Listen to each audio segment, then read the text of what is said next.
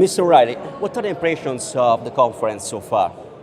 Well, it's early days. We've just had a fantastic keynote address from Inga Beale from Lloyd's of London. And I think she captured so much in that one 45-minute talk. She caught the real challenges, not only that the port sector faces, but she captured the societal challenges across the board. And if I tried to summarize what I took from what she said, she talked very much, without using these words, about the need for wealth distribution, redistribution, how the benefits of technology, the benefits of automation, of all of these great technologies, if not shared, cause division.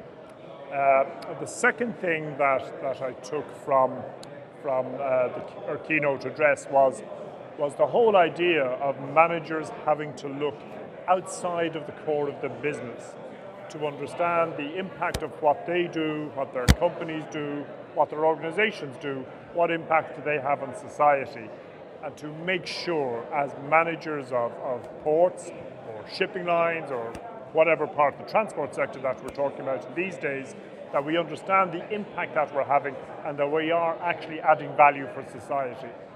Wonderful.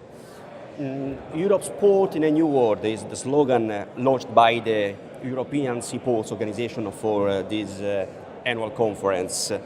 According to you, will the new world will be always characterized by mega ships and oligopolistic concentration? That's a big question.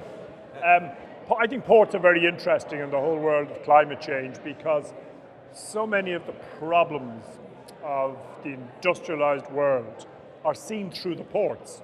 There is something like 10 billion tons of goods being moved by sea. About 3 to 4 billion are hydrocarbons, coal and oil. They all come through ports. We have all of the goods that we buy are coming through ports in containers, in trailers and roll on, roll off.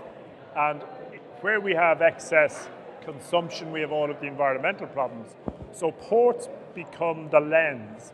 It's the locus where the problems of climate change, of biodiversity crisis, where those are seen. And ports are really in the firing line in some people's eyes.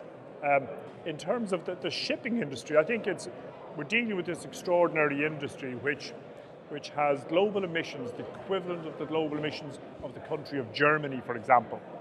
It is easier to see how a country can cut carbon emissions and bring them towards zero over time. For the shipping industry, it's really difficult.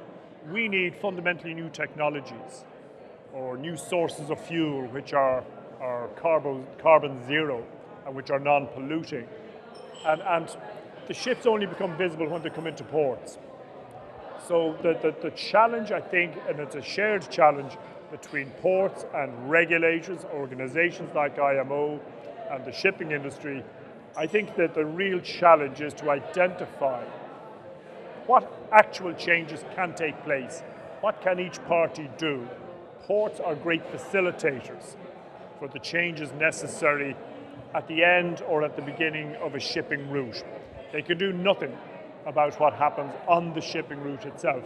But for ports, we must work with the shipping industry to assist the shipping industry to cut emissions while in port, to be as efficient as we can be so ships aren't delayed. But we must be very clear that in ports you see all of the problems, all of the origins of the problems of climate change, whether it's the goods that we import and export, whether it's the ships that bring those goods in, or whether it's the trucks that bring them out of ports onto national motorway network. So for ports, I think we're a little bit like a cork bobbing on the water in a storm.